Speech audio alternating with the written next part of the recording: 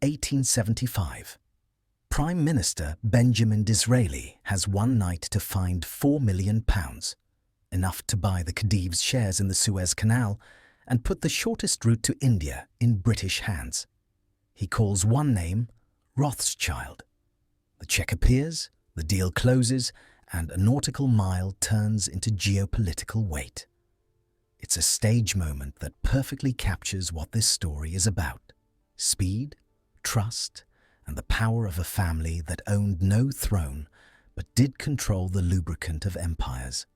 Liquidity at the moment it matters.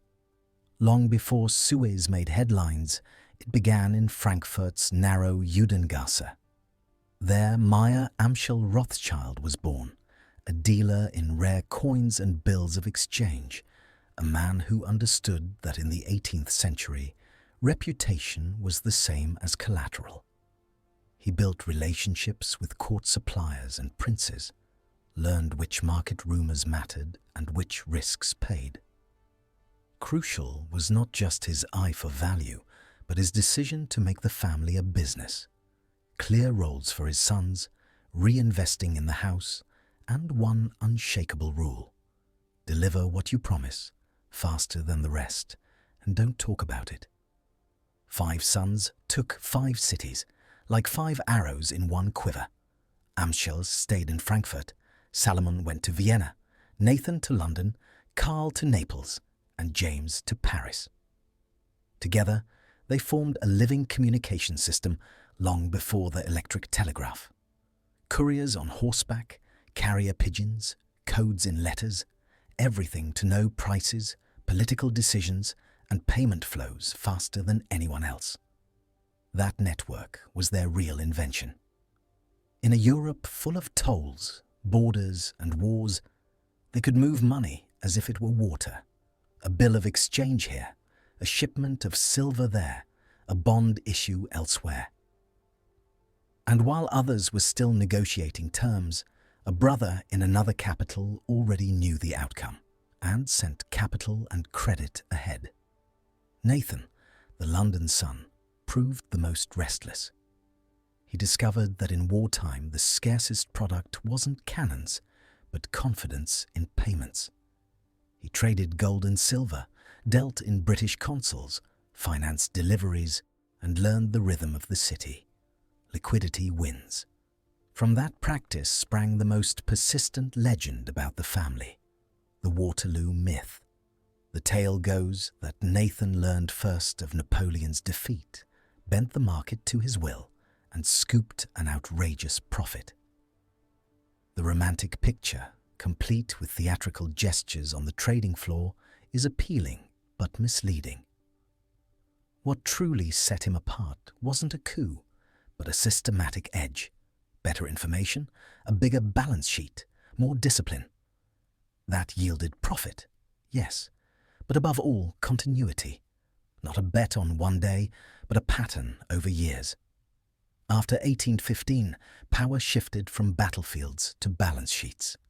Europe had to rebuild. Railways, ports, and canals demanded long money. The brothers became architects of large-scale sovereign issues. They placed loans for empires and kingdoms, shaping bonds that felt tradable and trustworthy, even without a central bank. In London, they took charge of the Royal Mint refinery, channeling the flow of precious metals, the international means of payment, through their systems. That conferred no sovereignty, but it did grant something that came close in the 19th century: the capacity to relieve bottlenecks in world trade in days rather than months. Suez, in 1875, was the perfect demonstration. The British government could not formally move quickly. Parliament wasn't in session, but the geopolitical clock was ticking. N.M. Rothschild and Sons stepped in, advanced the money, and trusted Westminster to ratify the deal after the fact. That is the essence of private banking at the highest level, bridging the time between urgency and decision with your own reputation as collateral. It earned the family not only interest, but also a kind of capital hard to price. When states grow nervous, they call the people who become even more nervous if a system cracks, the great bankers. That reputation got a new test around 1890 when the Bearing Crisis shook the city. Major houses, including the Rothschilds, helped weave a safety net, not out of charity, but out of enlightened self-interest. Their bonds and their clients needed a functioning system. In an era without a fully stocked central bank toolkit, private houses acted as emergency brake and lubricant at once. Those who can do that acquire influence. Those who do it pay with exposure and political scrutiny. The trade-off between prestige and liability became a constant. The 20th century tore the network open. War, revolution, and anti-Semitism hit Europe's Jewish banking world, the Rothschilds included. Branches in Central and Southern Europe closed.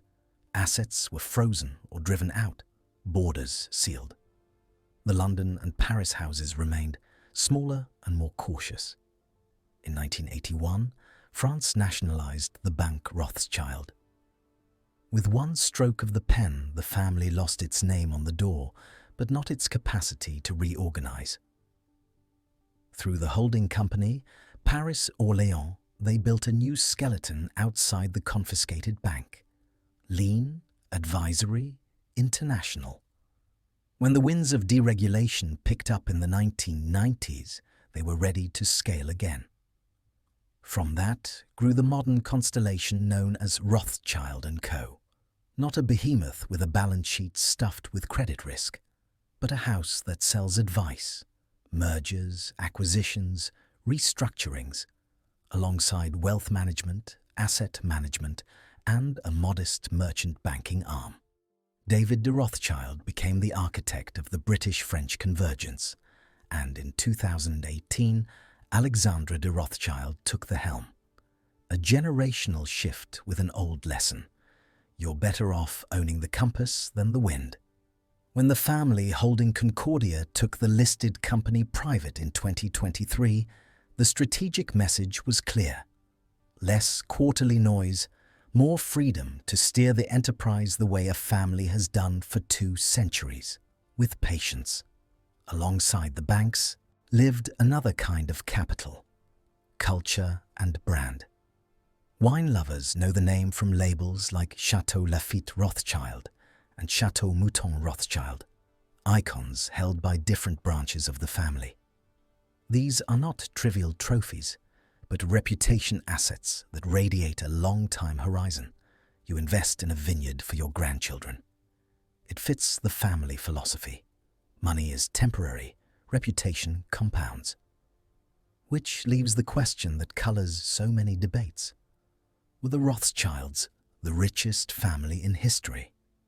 It depends on what you measure.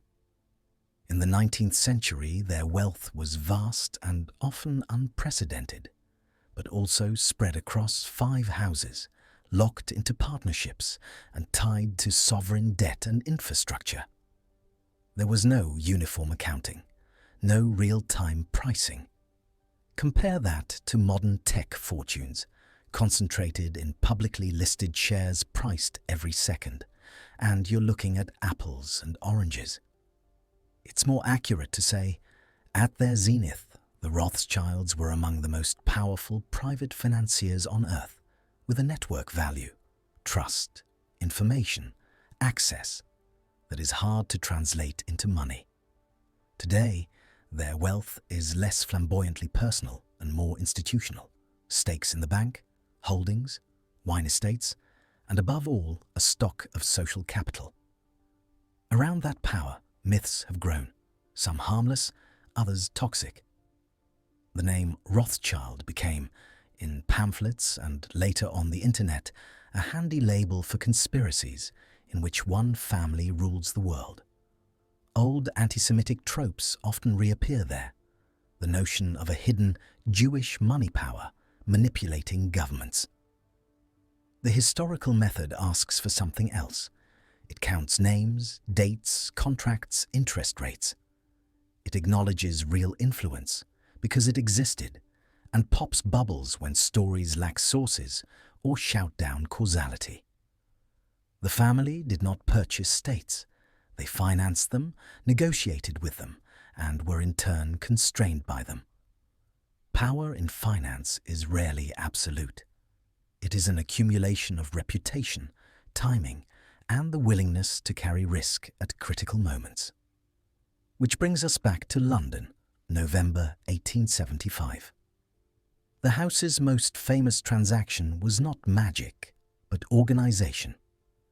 Disraeli was in a hurry, the markets had money, and the Rothschilds had the one thing that bridged the two: the ability to turn trust into credit within a single day. That talent, more than any single number on a wealth list, explains their place in history. They were not emperors and not mythical puppet masters. They were entrepreneurs in time, collectors of seconds when the world was short on minutes. The lesson is surprisingly contemporary. In an era where capital is abundant, legitimacy remains scarcer than money.